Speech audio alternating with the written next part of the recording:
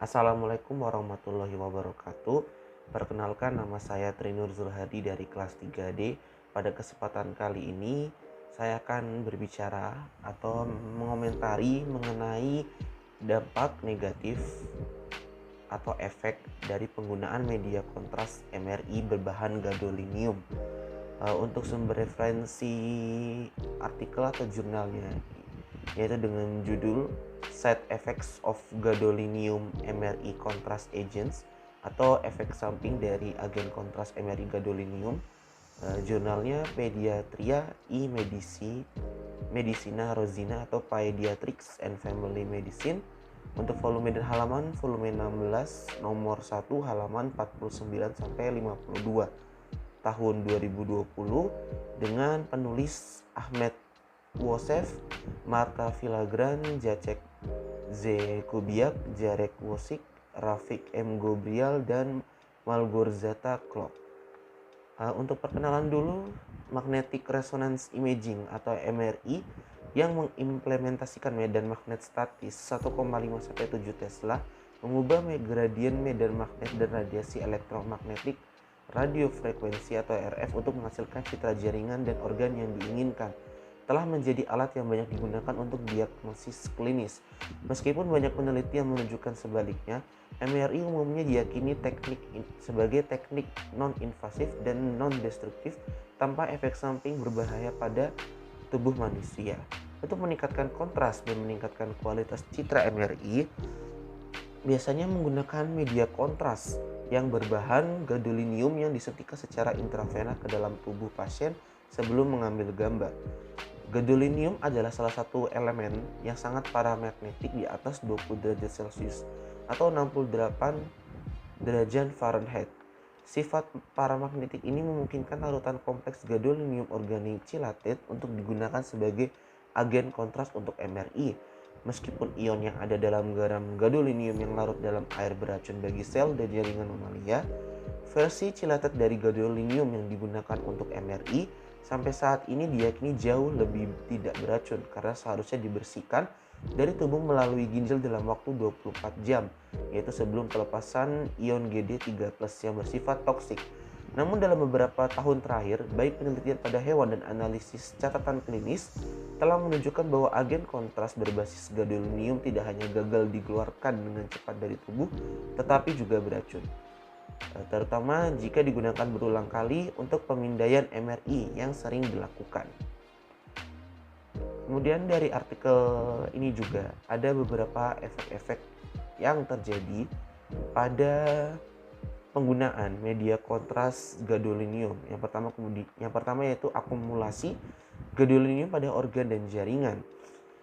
Studi terbaru tentang akumulasi gadolinium di organ dan jaringan tikus menunjukkan bahwa gadolinium berasal dari disintegrasi pin implan yang terbuat dari paduan magnesium gadolinium biodegradable dipertahankan dalam tubuh tikus selama lebih dari 36 minggu percobaan.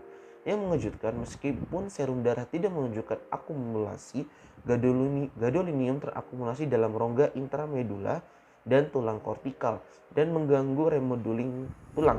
Selain itu, akumulasi berat gadolinium terdeteksi di limpa, paru-paru, hati, dan ginjal, dan tingkat yang lebih rendah terakumulasi di otak, otot, dan ginjal. Studi lain pada tikus menunjukkan bahwa 8 minggu setelah pemberian berulang zat kontras berbasis gadolinium terakumulasi di kulit dan otak, dan pada beberapa hewan menyebabkan lesi fibrotik pada kulit. Namun pada penelitian lain menemukan bahwa gadolinium bertahan di otak tikus setidaknya selama 5 minggu setelah injeksi zat kontras.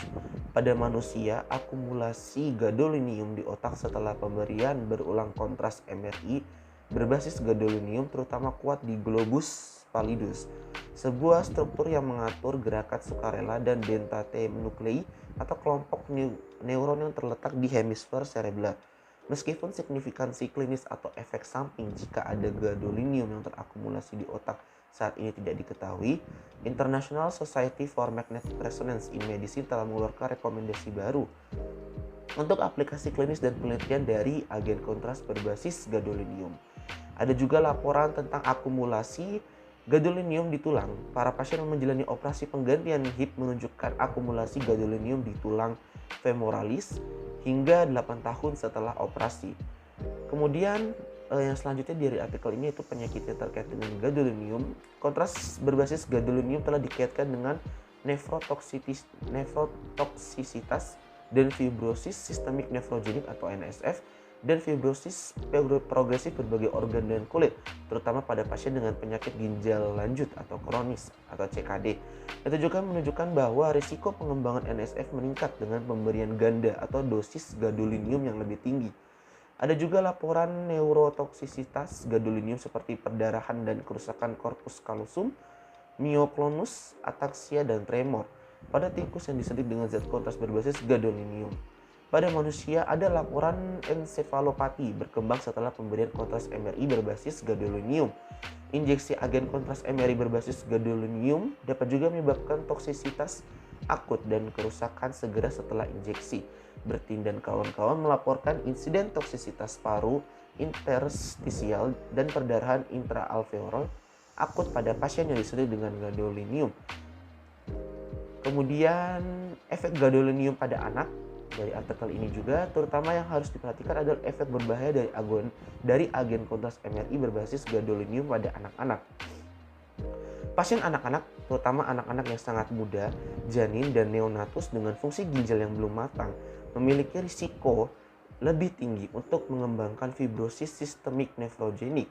Meskipun data pediatrik tentang efek gadolinium sangat langka, mereka melaporkan retensi gadolinium di otak terutama tinggi di globus pallidus. Pasien anak 1-13 tahun meskipun belum diketahui apa efek jangka panjang dari akumulasi gadolinium pada anak-anak, janin, dan neonatus, kelompok-kelompok ini berpotensi pada risiko yang jauh lebih tinggi daripada orang dewasa karena waktu paparan yang lebih lama dan efeknya pada perkembangan selanjutnya anak-anak. Kemudian efek gadolinium pada sel mamalia yaitu mengalami nefrotoksisitas dan neurotoksisitas gadolinium, kemudian mempengaruhi sel-sel epitel dari tubulus ginjal proksimal, mengalami apoptosis dan nekrosis. Kemudian dapat menurunkan atau menghambat transkripsi yang dimediasi hormon tiroid yang in vivo mengatur perkembangan dan fungsi sistem saraf pusat. Kemudian kontras berbasis gadolinium juga mempengaruhi respirasi mitokondria dan kelangsungan hidup neuron manusia yang dikultur. Gadolinium juga menghasilkan efek toksik pada sel imun termasuk makrofag. Kemudian menghambat potensi membran mitokondria dan menginduksi produksi spesies oksigen aktif atau ROS, nitrat atau nitrit, dan prostaglandin E2. Mengubah respon peradangan, menghasilkan tingkat nitrat atau nitrit yang lebih tinggi dan telah menekan sekresi IL-1 beta, IL-6, IL-10, dan TNF-alfa. Studi awal di laboratorium juga menunjukkan bahwa makrofag tikus yang peritoneum terpapar in vitro ke gradien medan magnet yang kuat dengan adanya kontras berbasis gadolinium bermigrasi menuju puncak gradien dan terakumulasi menjadi agregat multiseluler besar. Kemudian kombinasi dengan medan magnet yang diinduksi MRI, gadolinium dan dalam kombinasi dengan medan magnet yang diinduksi MRI dapat mengubah perilaku migrasi sel imun dan memodifikasi respon imun pada manusia. Studi lanjut tentang efek kontras berbasis gadolinium pada makrofag manusia dan sel kekebalan lainnya dapat menjelaskan bagaimana sistem kekebalan yang dipengaruhi gadolinium memperkuat atau menyebarkan toksisitas gadolinium dan mendorong perkembangan berbagai penyakit pada manusia yang terpapar kontras MRI. Kemudian karena toksisitas, untuk prospek selanjutnya yaitu karena toksisitas dan potensi efek jangka panjang yang merugikan dari akumulasi agen kontras berbasis gadolinium dalam tubuh, upaya terbaru telah ditagarkan pada pengembangan strategi baru seperti kontras gadolinium dan dienkapsulasi liposom dan integrasi gadolinium ke dalam berbagai nanokardis yang dapat meningkatkan keamanan agen kontras MRI berbasis gadolinium. Sekian paparan saya tentang komentar mengenai jurnal mengenai dampak atau efek negatif dari penggunaan gadolinium sebagai media kontras MRI. Mohon maaf kurang dan lebihnya mohon dimaafkan.